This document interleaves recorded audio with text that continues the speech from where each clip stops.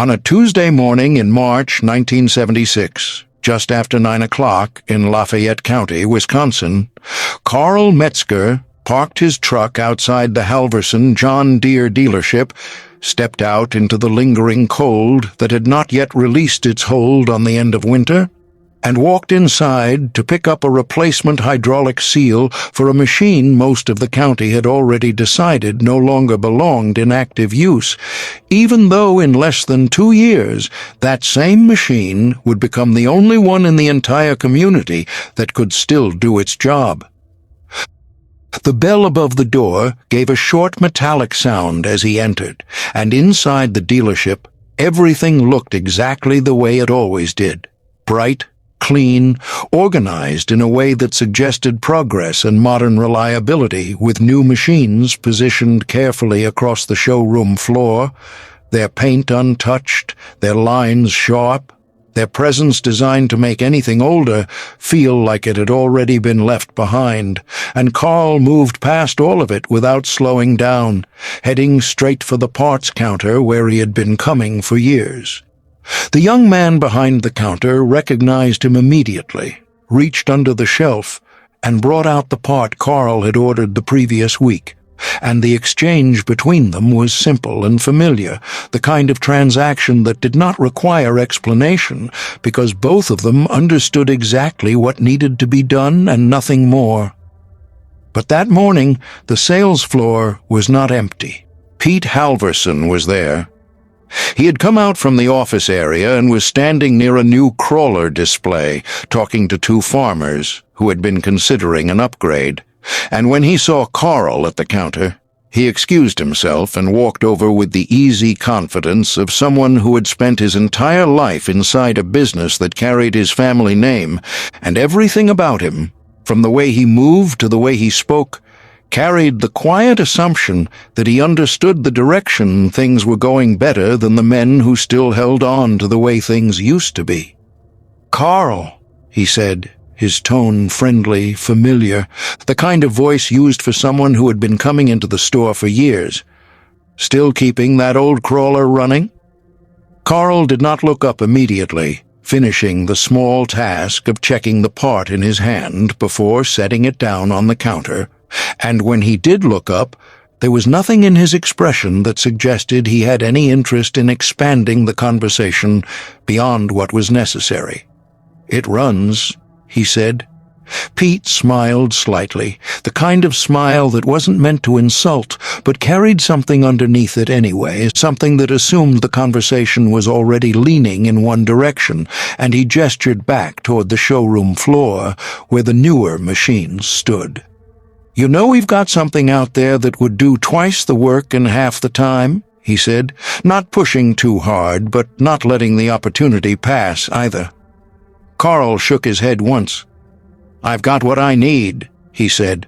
The 2 farmers Pete had been speaking to earlier had turned slightly, listening now without pretending they weren't, because conversations like this had a way of becoming something more than just a conversation, especially when they involved a man like Carl, who had refused every upgrade offer for years without ever explaining himself in a way anyone found satisfying. Pete glanced at them, then back at Carl, and something shifted just enough that what he said next carried farther than the space between the 2 of them.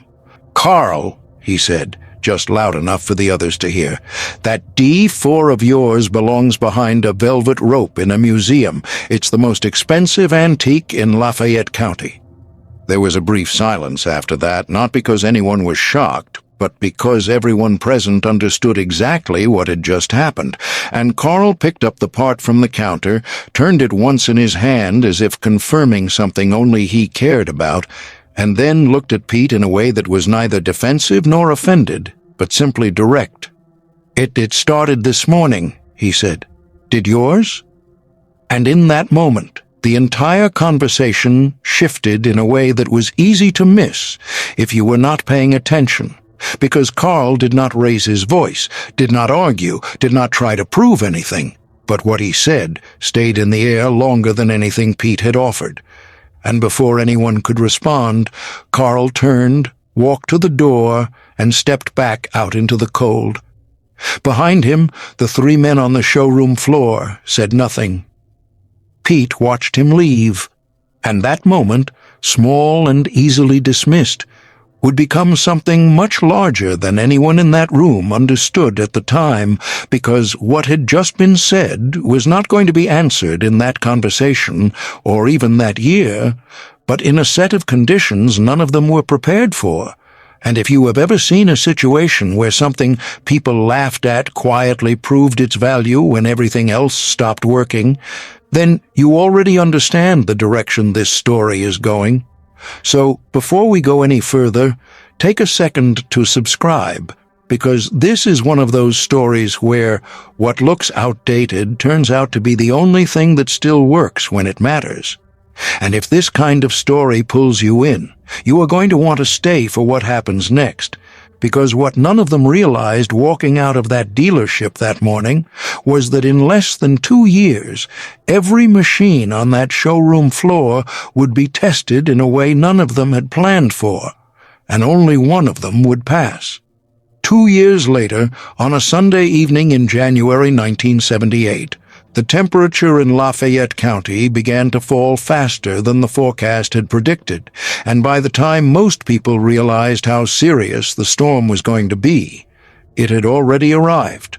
On Sunday evening, January 15th, 1978, just after 6 o'clock, in Lafayette County, Wisconsin, the first layer of freezing rain began to settle across the roads, the fields, and the power lines that stretched between farms, and within a few hours, what had started as a winter storm had turned into something far more dangerous because the ice did not stop accumulating.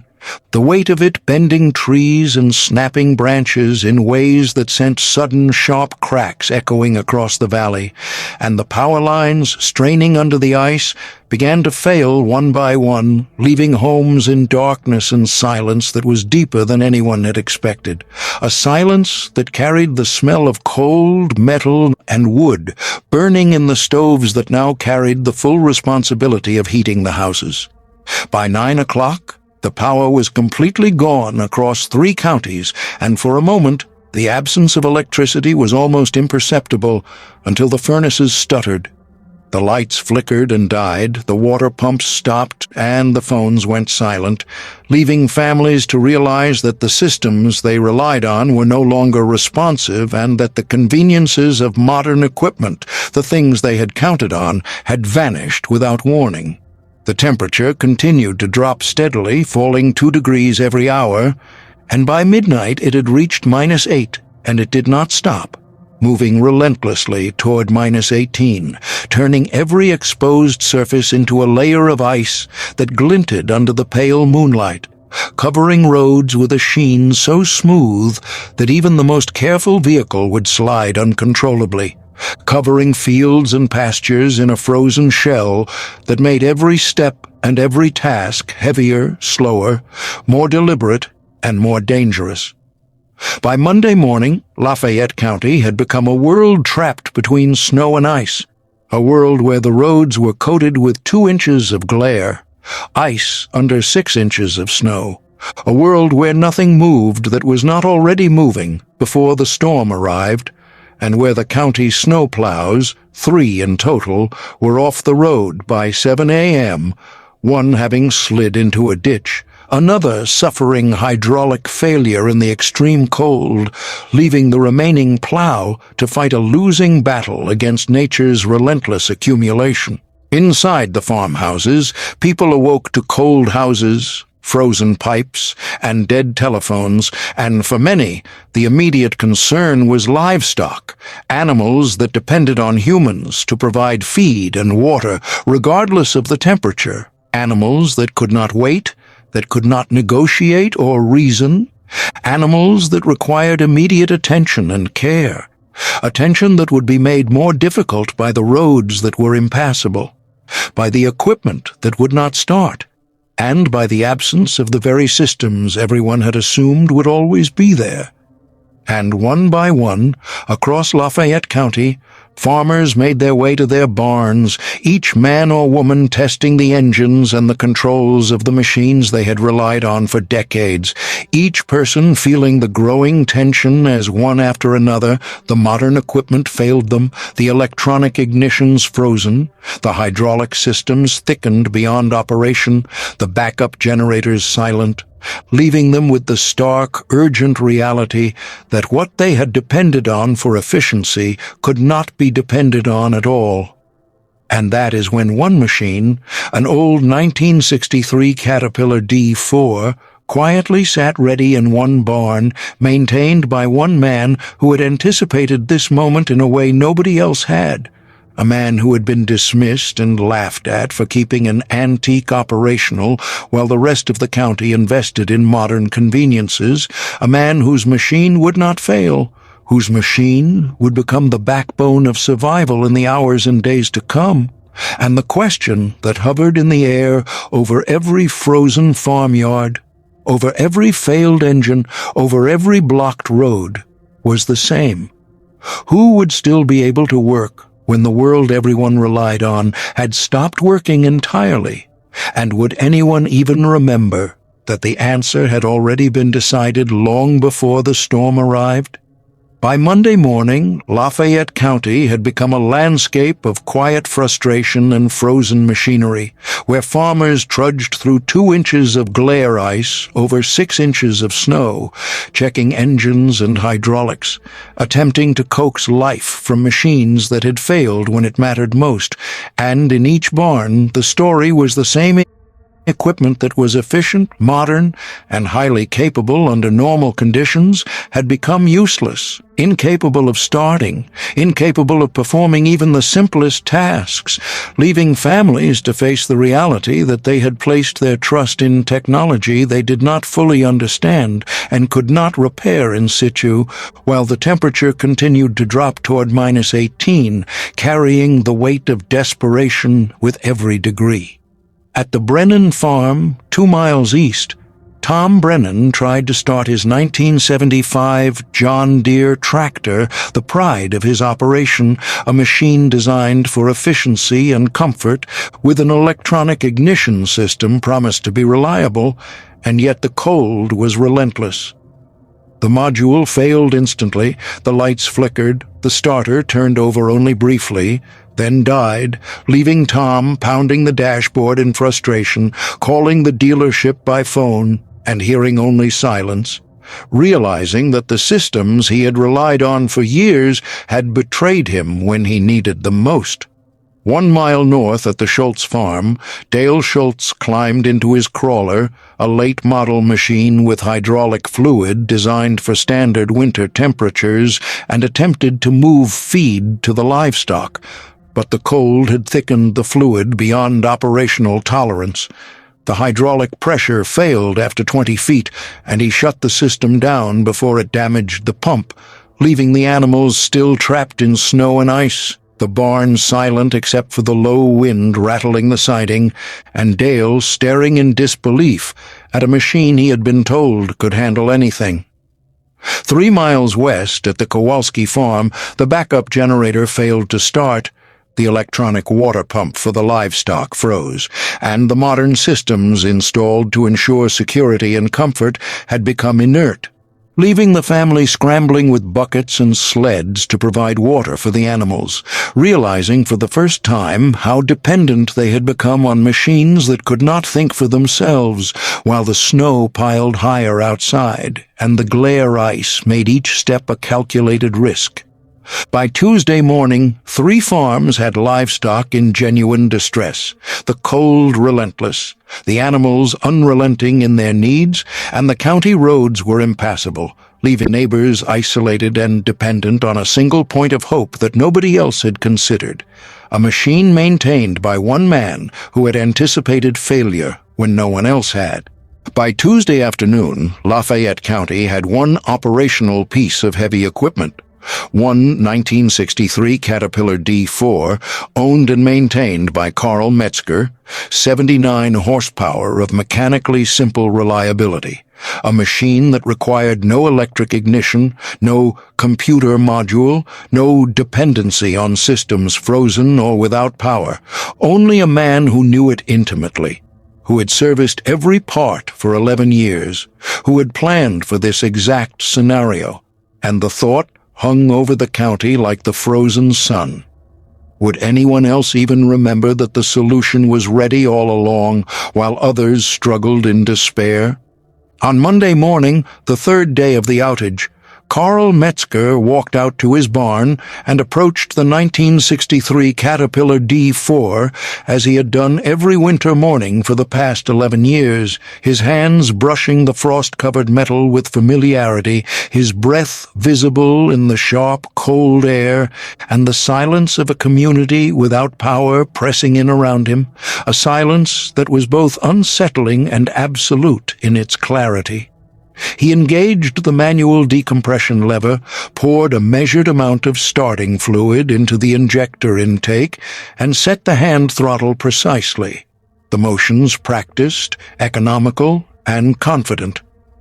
The engine coughed once, twice, then settled into a deep, steady rhythm that echoed across the frost-bitten fields, a sound no electronic ignition, no computerized system could have replicated in the minus 18-degree temperature.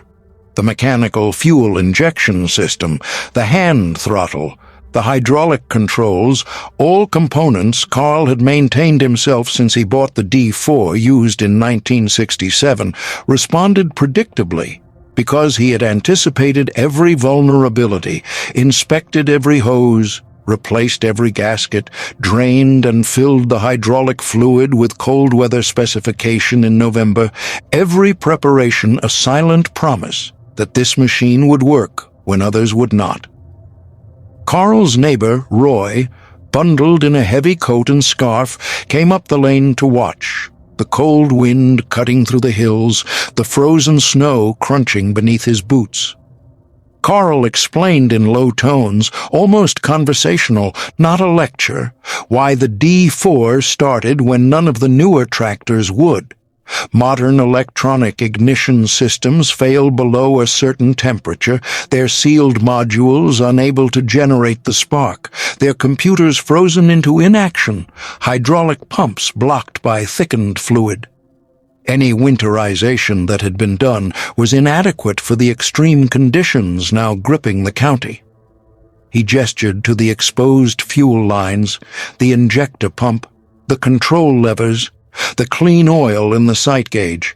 Every part could be serviced with tools he already owned. Every failure Carl anticipated and prevented through routine care and deep understanding of mechanical principles, knowledge earned through decades of hands-on farming and machine maintenance, and a patience that never wavered, even when the wind tore across the frozen hills, ripping at scarves and jackets, and the silence of unpowered farms pressed heavy on the valleys.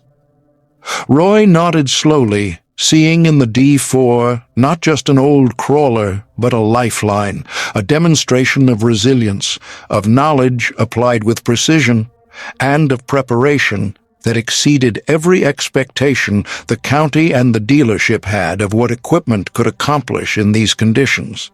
Carl adjusted the blade for the day's first clearing task, his movements smooth and deliberate, and the engine's rhythm became the heartbeat of a community that had relied for the past 2 days on hope alone, unaware that it was one man and his faithful machine that would allow life to continue. From the first light on Monday, Carl Metzger began moving through the county like a quiet force, not announcing his presence, not organizing a relief effort, not seeking recognition, but simply doing what needed to be done, letting the 1963 Caterpillar D4 do the work and his hands guide it with practiced skill. On day 1, he cleared the access road to his own farm and then drove east to the Brennan farm, where Tom Brennan's livestock were already anxious and pacing, the cold biting at their noses and breath, forming mist in the dim morning light. Carl moved carefully, using the blade to create a path through the compacted ice and snow. The diesel engine's low rumble, the only sound that seemed to reassure the animals and the farmers alike, the distant hills echoing back the methodical churning of the crawler as it pushed forward with the patience only a machine well-maintained could provide. Day 2, Carl focused on the Kowalski farm, moving feed and breaking through snowdrifts to ensure that water channels were accessible for livestock. Hydraulic fluid thickened by the cold, but still flowing because of his careful winter preparation, every movement precise, measured, and deliberate. He spent 3 hours just clearing access to the water intake, the fingers of his gloves stiff from the -15-degree air, the metal of the controls biting at his palms as he adjusted the blade to the uneven ground, feeling each vibration of the crawler beneath him, each foot of plowed snow a testament to his anticipation of this kind of crisis. By day 3, the Halverson dealership called him. The service manager reached him on a landline that still functioned, asking if Carl could deliver a replacement ignition module to the Schultz farm because none of the newer tractors could start and the module was unreachable elsewhere. Carl paused, considering the request for a moment, then said, "I'll pick it up on my way past." He drove 12 miles across ice-coated roads, the D4's engine steady and alive, the wind cutting across the frozen fields, carrying the faint smell of diesel and snow, the machine moving over a landscape that had become a frozen labyrinth. He retrieved the module without entering the dealership or speaking to Pete Halverson, returned it to the Schultz farm, and continued to work. Specific scenes throughout the 11 days reinforced the community's growing understanding of Carl's quiet reliability. One morning, he moved hay bales to the Brennan livestock before dawn, the temperature at -15 degrees, working under the harsh beams of a tractor-mounted spotlight, his breath a visible rhythm of life in the frozen air, the D4's engine a constant companion through the dark. Another afternoon, 3 farmers watched silently from the edge of a field as Carl maneuvered his crawler to redistribute frozen feed for the Kowalskis, their expressions unreadable but full of grudging respect, the snow reflecting the pale January light in long streaks. An evening when his wife asked if he needed assistance, and he said he was fine, which she accepted but knew instinctively was true. Watching him move with deliberate focus, hands steady, eyes scanning every blade of ice, every drift. And on day 7, the county road commissioner formally asked for Carl's help with partially failed county snowplows, and Carl worked alongside the road crew for 2 days, clearing secondary roads and ensuring critical access remained, the D4 once again a mechanical anchor in the frozen landscape. By day 11, as power returned and the county slowly resumed normal operations, Carl put the D4 back into the barn, performed the usual maintenance, and went inside for dinner, the storm having tested every assumption the community had made about modernity and preparedness, the reliability of electronics versus the predictability of mechanical systems, and the quiet endurance of a man who refused to abandon what he understood to be essential.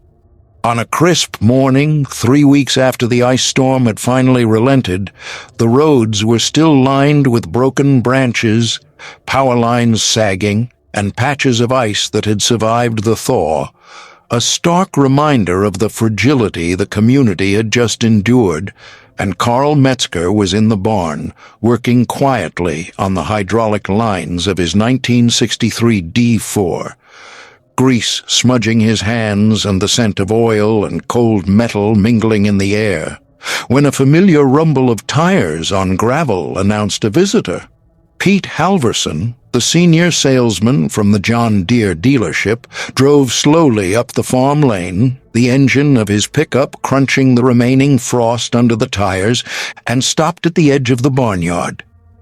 Carl did not look up immediately, his attention on adjusting the D4's blade height for clearing a small ice patch, his breath fogging in the air, his fingers steady despite the chill. Pete came to the barn doorway and paused. He did not speak immediately, taking in the scene before him. The D4 sitting poised in the morning light, a machine that had moved hay, cleared ice, and kept an entire community alive, while his modern equipment lay idle, and Carl himself, calm, composed, working methodically as though nothing extraordinary had happened. Finally, Pete broke the silence.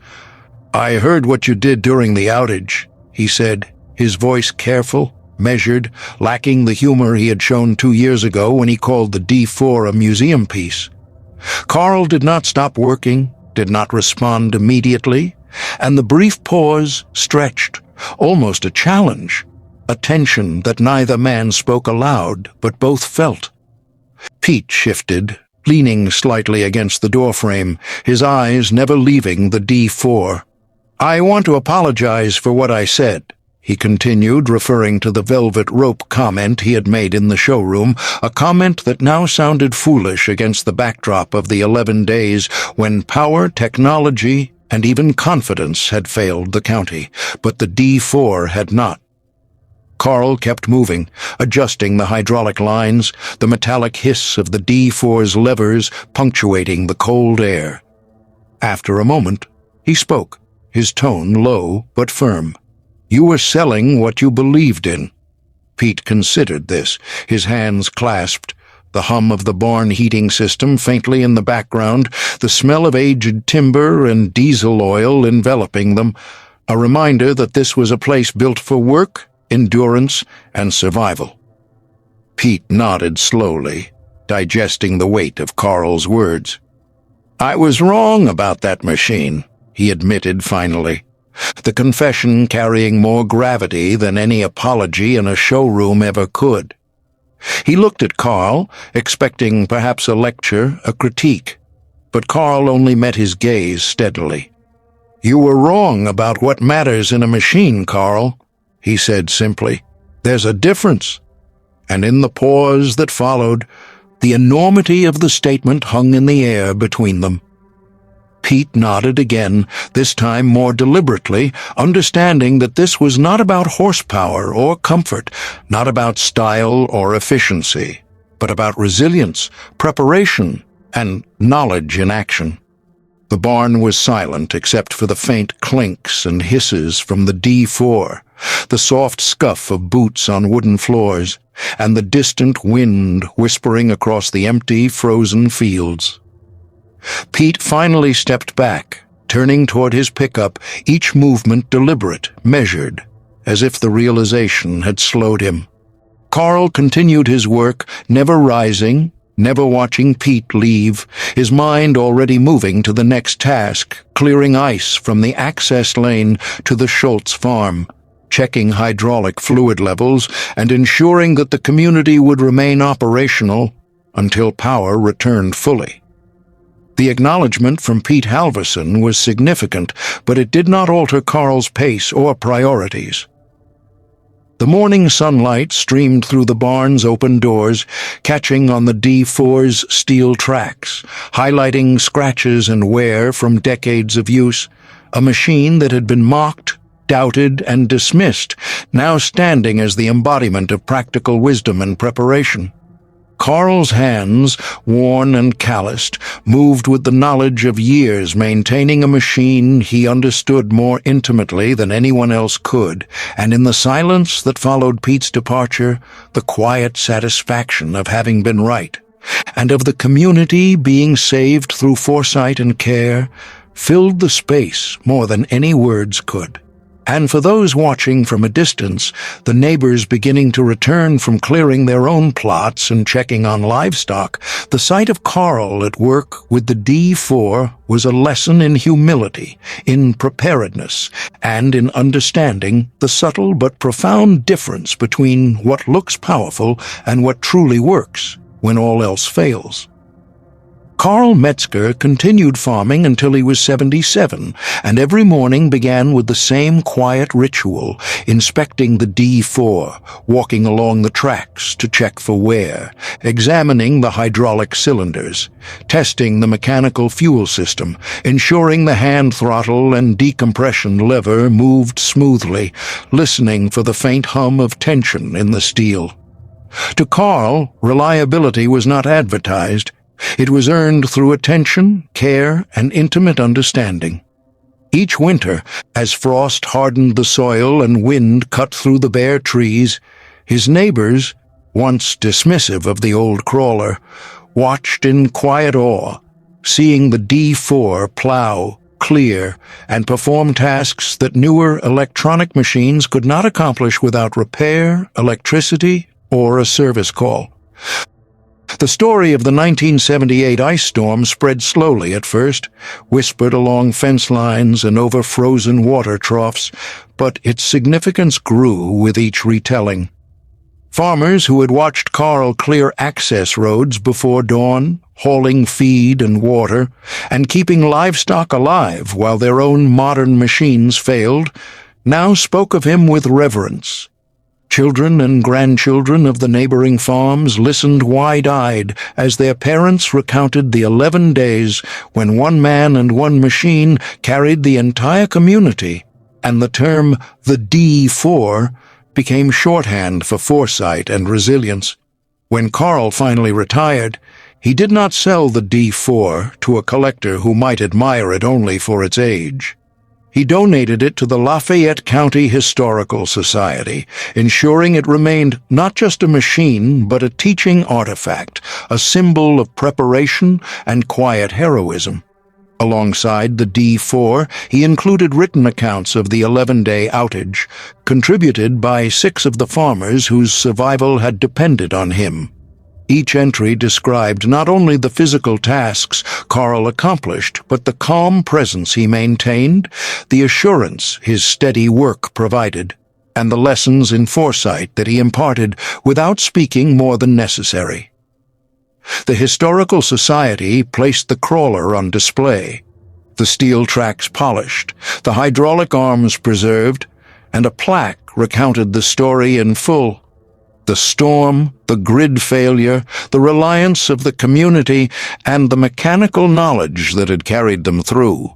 Even Pete Halverson's family, who continued to manage the dealership, could not ignore the story.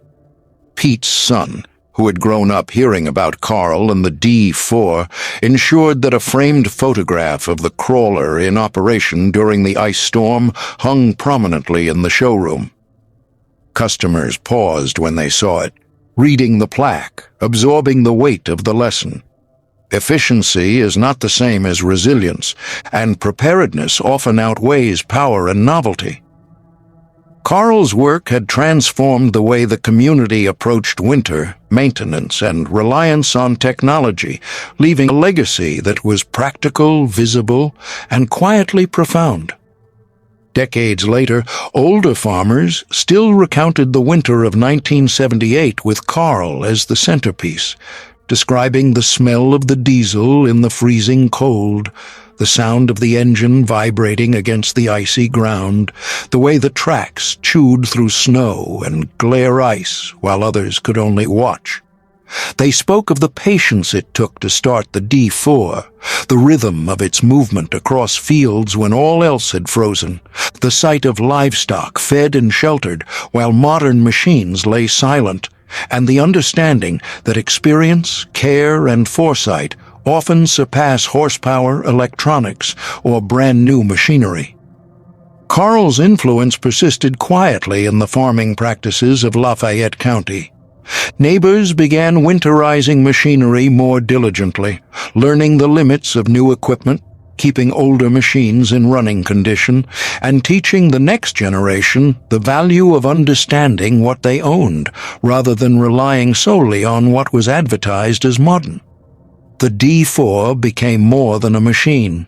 It became a benchmark, a reminder that the most valuable systems are the ones a person can fully understand and maintain, that preparedness is a long-term investment, and that the lessons of one winter could carry a community through decades of uncertainty. And while Carl had retired from active farming, the story of the D4 continued to ripple across the county. Farmers, historians, and visitors to the Historical Society saw the machine and its plaque, sensing the quiet weight of the tale. One man, one machine, 11 days of extreme conditions, and a community saved not by power or novelty, but by knowledge, foresight, and care. It was a legacy measured not in acres or dollars, but in the survival and understanding of a community, a lesson in resilience that outlasted the storm, the machines that failed, and the passage of time itself. This story is not about one man defeating another, nor about a single heroic act in isolation. It is about the difference between efficiency and resilience, about the gap between what works when conditions are normal and what survives when systems fail, and about the subtle but enduring power of understanding, preparation, and personal mastery. Modern farm machinery in Lafayette County was more powerful, more precise, more comfortable, more capable in every measurable way when the weather was mild, when power flowed uninterrupted through the county, when temperatures stayed within specifications, when fuel and hydraulic fluid behaved exactly as advertised. Every spec, every chart, every advertised capability told farmers what they could expect under controlled conditions. And yet, those same specifications could not account for minus 18-degree cold, ice-coated roads, powerless barns, frozen water troughs, and the sudden silence of a community cut off from its usual support systems. It is in this context that Carl Metzger and his 1963 Caterpillar D4 became not simply useful, but indispensable. The D4's engine, mechanical fuel system, and hand throttle were ordinary in design, yet extraordinary in consequence. The absence of electronics, the lack of sensors and microprocessors, the simplicity of controls that a person could understand and maintain made it operable in conditions that modern machines could not survive. Carl knew each component intimately, could diagnose failure by sound, by feel, by observation. Every adjustment he had made over the preceding 11 years, every preventive maintenance task he had undertaken, every winter preparation, every inspection and repair, was a quiet, cumulative effort that only revealed its importance when everything else failed. Efficiency alone could not have saved Lafayette County's livestock, could not have cleared paths to barns before dawn, could not have delivered feed, could not have allowed families to survive 11 days of isolation. Resilience, knowledge, and preparation did. The story also reveals the subtle social dimension of foresight. The community had laughed, had dismissed, had assumed the newest, most powerful, most modern machinery would always suffice, that electronics, service contracts, and the latest catalog equipment were proof of security. They had not seen, or perhaps they had forgotten, the human element. Understanding how something works, being willing to care for it consistently, anticipating failure before it occurs, and having the patience and foresight to maintain capabilities that appear outdated or inconvenient. Carl was not reckless, he was deliberate. He did not need recognition, praise, or competition. He only needed to ensure the survival and operation of his farm and, unknowingly at first, his neighbors' farms as well. His preparation was invisible, uncelebrated, yet it became the axis upon which the community's survival turned. When the ice storm struck in January 1978, when power lines went down, when temperatures dropped, and when roads became impassable, the contrast was immediate. Modern machinery stalled, failed, or required intervention that could not be provided. Carl's D4 started reliably, functioned consistently, and enabled him to act as the quiet lifeline for his neighbors. The events of those 11 days revealed a truth that no specification sheet, dealer demonstration, or marketing brochure could teach. Resilience is not measured by advertised capabilities. It is measured by understanding, anticipation, and the consistent application of knowledge.